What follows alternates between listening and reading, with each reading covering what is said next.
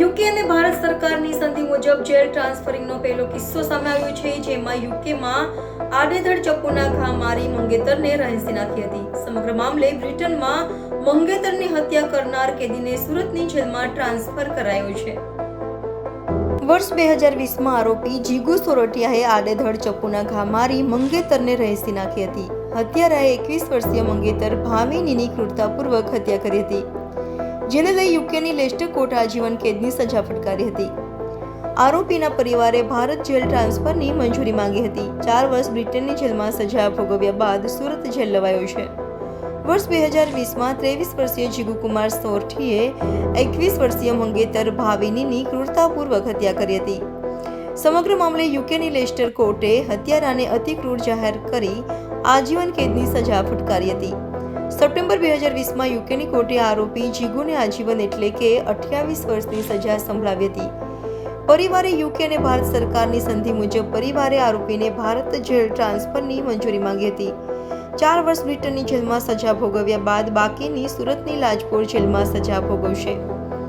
British expert કેદીને લઈ યુકેથી Delhi airport પરથી અને સુરત પોલીસને સોંપ્યો છે. દિલ્હી એરપોર્ટ પર કેદીના આપલેને વિડીયોગ્રાફી અને ડોક્યુમેન્ટેશન કરાયું હતું.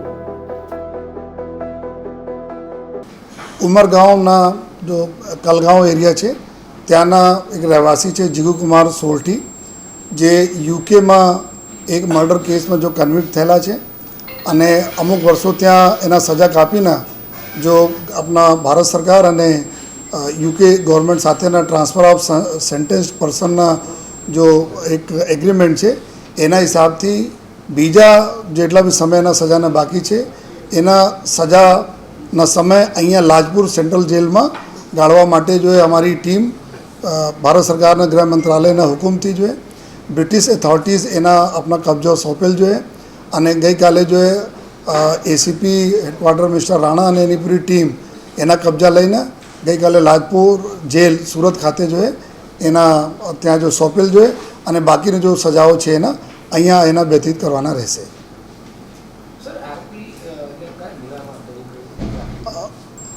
आरोपी अपना जानवा मळेला है कि खून गुना में आ आरोपी है जो है अपने त्या जो मर्डर लिस्टर यूके खाते जो मर्डर थेला था एना आरोपी है जो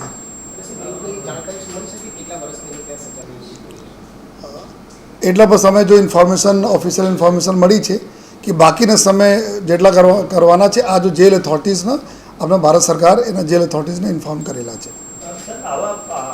પાકા ગુનેગાર જે કહેવાય છે એમને વર્ષ 2 વર્ષે જે પેરોલ સહિતની અમુક કાનૂની પ્રક્રિયા હોય છે એ અહીંયાથી થશે કે કેવી રીતે? નહીં, એના માટે જેલ અથોરિટીઝના હોય છે जो गृह વિભાગમાં હોય છે તો એના जो भी નિયમ કાનૂન છે આપણો હોમ ડિપાર્ટમેન્ટ એના મારે કરશે. એને બ્રિટનના લો મુજબ અહીંયા સજા કાપવાની છે. હા, ભારત સરકાર અને યુકે ગવર્મેન્ટ સાથે સેન્ટેન્સ્ડ વ્યક્તિઓ માટે જો એગ્રીમેન્ટ છે એના હિસાબથી આ અહીંયા આવેલા છે.